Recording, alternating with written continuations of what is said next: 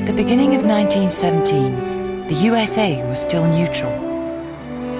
Britain and France were trying to get America to join the war on their side.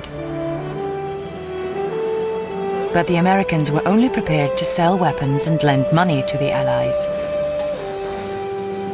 Neither America nor its president, Woodrow Wilson, wanted anything to do with the fighting.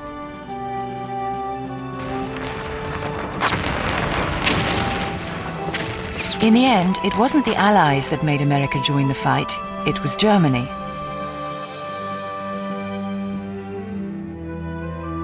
The Germans said they had the right to sink ships sailing to their enemies.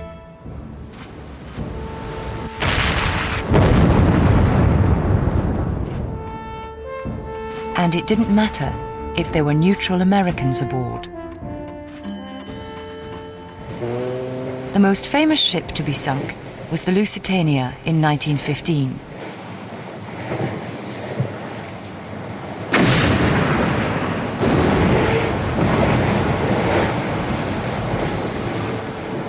"1,200 people were killed, and 198 of them were US citizens.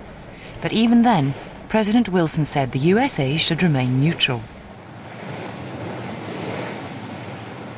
Germany realized how dangerous it would be if America joined the war, so pulled back their submarines or U-boats. But by 1917, Germany was desperate. So they decided to cut off all supply routes to Britain by attacking any ship heading there. They gambled that Britain would be starved into surrender before the Americans joined the war. At the same time, a secret telegram sent by Germany to Mexico was intercepted. It proposed that Mexico declare war against the United States. Their reward would be the American states of Texas, New Mexico, and Arizona. When Woodrow Wilson read this telegram, he felt he no longer had a choice. In April 1917, the USA joined the war on the Allied side. Wilson explained to the American people that the USA was fighting for democracy, the right of people to choose their own government, just like in Britain, France, and the USA. It is a fearful thing to lead this great, peaceful people into war, into the most terrible and disastrous of all wars. But the right is more precious than peace, and we shall fight for things which we have always carried nearest to our hearts. The world must be made safe for democracy. For Wilson, the war was being fought for very important reasons. But he wanted it to be the war to end all wars, so he put together a series of guidelines that he believed would lead to a safer, democratic, and peaceful world after the war. These guidelines were called the 14 Points.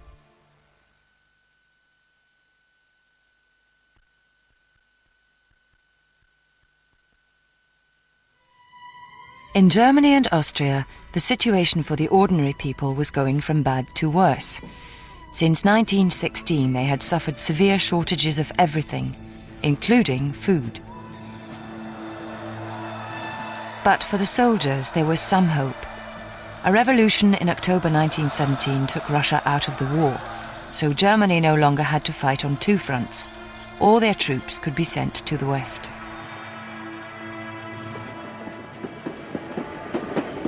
The German commander, General Ludendorff, saw that it was Germany's last chance.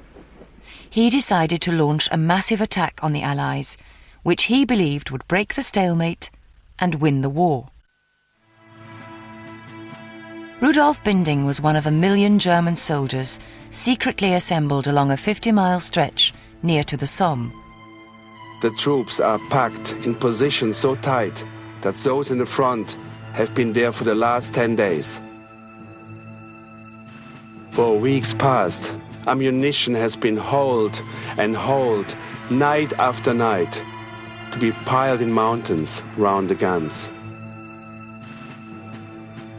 All that is to be poured out on the enemy. Tomorrow, there will be nothing to keep secret, for then hell breaks loose.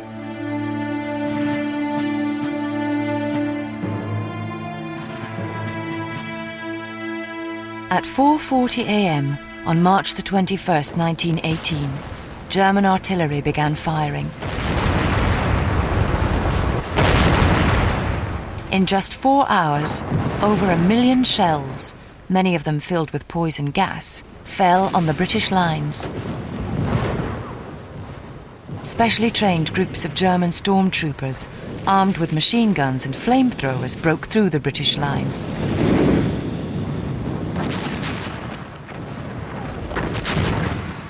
Robert Qude was a message runner in the British Army. All wounded have to be left. It has been a nightmare, and one that I do not want again. He shells us all day. And in the afternoon, he gives us a touch of his gas. It is extraordinary in its intensity. I was on the ground writhing in agony. I was quite prepared for the finish.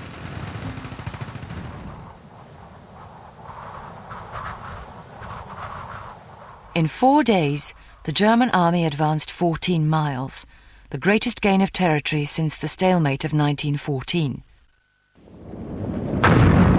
90,000 Allied soldiers were taken prisoner. Over the next 4 months, the Germans launched numerous attacks on the Allied lines. The German plan seemed to be working. But the Allies had prepared their defences, and for every Allied trench the Germans took, there was another one to conquer. Ludendorff became more desperate, throwing in every man he had.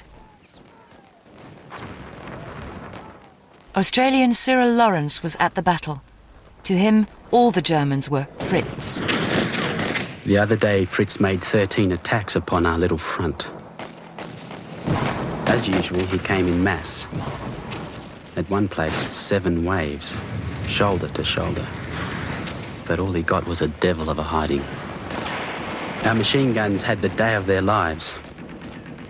They all agree that it was simply murder. The bodies piled and piled up. Fritz's casualties must be enormous. I think it will be all over shortly. It cannot go on at this rate.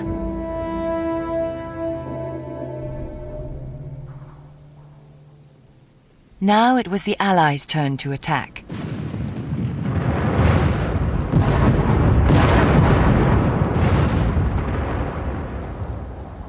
The German army began to pull back. Many of the German soldiers were starving and stopped to loot food or surrender. The German leaders believed if the German army couldn't win this battle, then they couldn't win the war.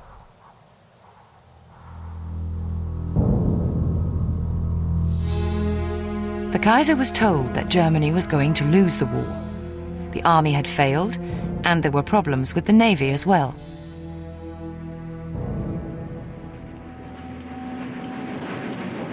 The navy, with its expensive ships, had only left port once during the whole war.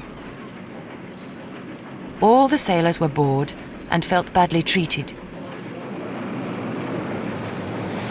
In October, when everyone realized that the war was coming to an end, the German fleet was ordered to sea to fight. The sailors didn't see any point in risking their lives now when peace was so close. They mutinied. Seaman Richard Stumpf had started the war as a loyal supporter of the Kaiser. Now the revolution has arrived. This morning I heard the first flutter of its wings. It came like lightning. It descended with one fell swoop and now holds all of us in its grip. Germany must get rid of the Kaiser, end the war, and to become a real democracy. The revolt spread from the ships to the docks, and from the docks to the streets of Germany's cities. The Kaiser and Ludendorff both fled abroad. Germany was in chaos. German High Command asked for a ceasefire before their country was invaded, but the Allies demanded Germany's surrender. The armistice began on the 11th of November, 1918.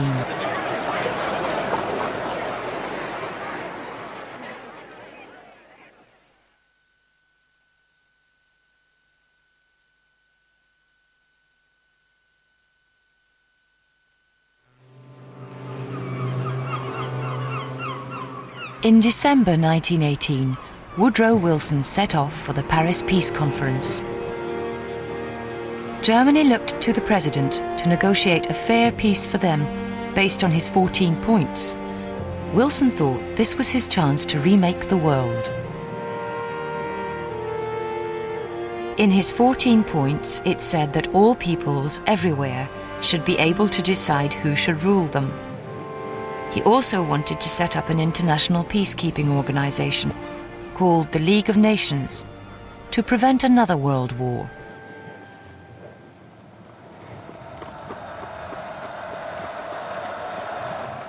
Wherever he went, people turned out to welcome him. In France, Italy, and Britain, thousands greeted the president. But the leaders of the nations weren't so pleased to see Wilson. Britain's Prime Minister, David Lloyd George, was afraid that Wilson's plans would mean the end of Britain's empire. The French Premier, Georges Clemenceau, wanted to make sure that Germany could never invade France again, and he felt that Wilson's plans just wouldn't work. Also at the peace talks were lots of the smaller nations. They hoped that Wilson's 14 points would mean that they would gain independence. Delegations from all over the world came to me to solicit the friendship of America. They frankly told us that they were not sure they could trust anybody else. Some of them came from countries which I have, to my shame, to admit that I never heard of before. Clearly, discussions between the Allies over the peace terms weren't going to be easy. But a solution was needed to end the chaos throughout Europe. Nowhere more so than in Germany. The Kaiser had gone, and the continuing Allied naval blockade meant there were still severe food shortages. Different political groups were struggling for power. People were fighting in the streets of Berlin.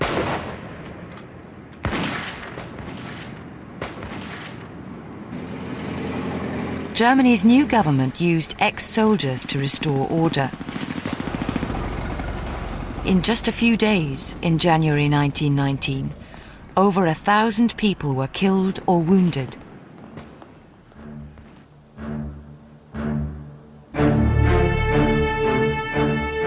In Paris, the peace talks were now being held behind closed doors. And Wilson was giving in on one point after another.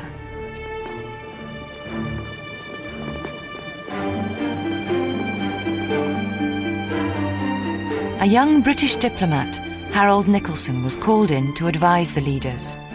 He had believed in Woodrow Wilson and his 14-point plan. He was angry that the president was giving in.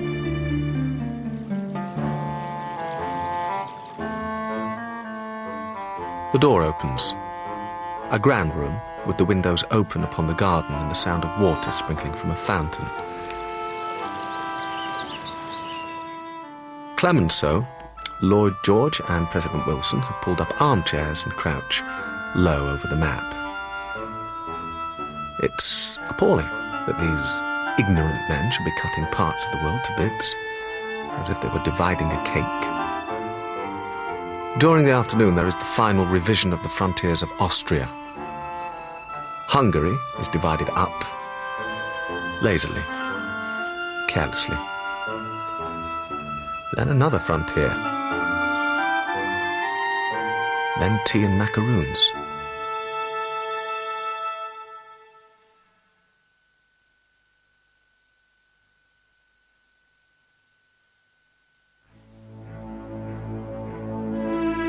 The treaty was signed on June the 28th, 1919. 5 years to the day after Austria's Archduke Franz Ferdinand had been shot.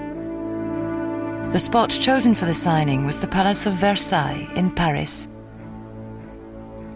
The treaty said that Germany was guilty of starting the war and so had to pay the full cost. Germany was also stripped of all its colonies and only allowed to keep a small army and navy. When the German delegates were led in to sign the treaty, Harold Nicolson was there. We enter the Hall of Mirrors.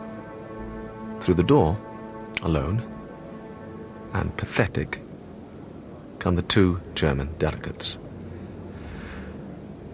The silence is terrifying. They keep their eye fixed away from those 2,000 staring eyes. It is almost painful.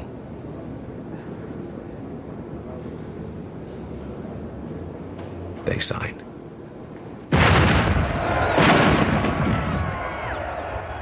Suddenly, from the outside comes the crash of guns,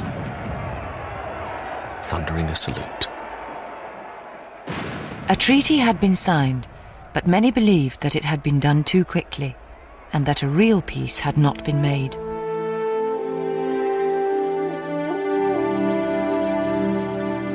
The many different disputes over borders and territories which had contributed to the start of the First World War had not been solved.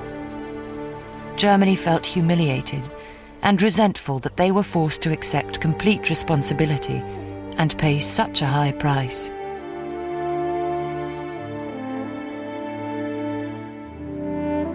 It is easy to criticize the peacemakers. Many people now think they were attempting to do an impossible task in impossible circumstances.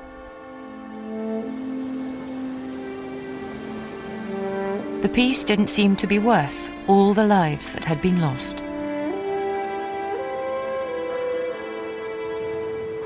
It was not a lasting peace. In September 1939, World War broke out again.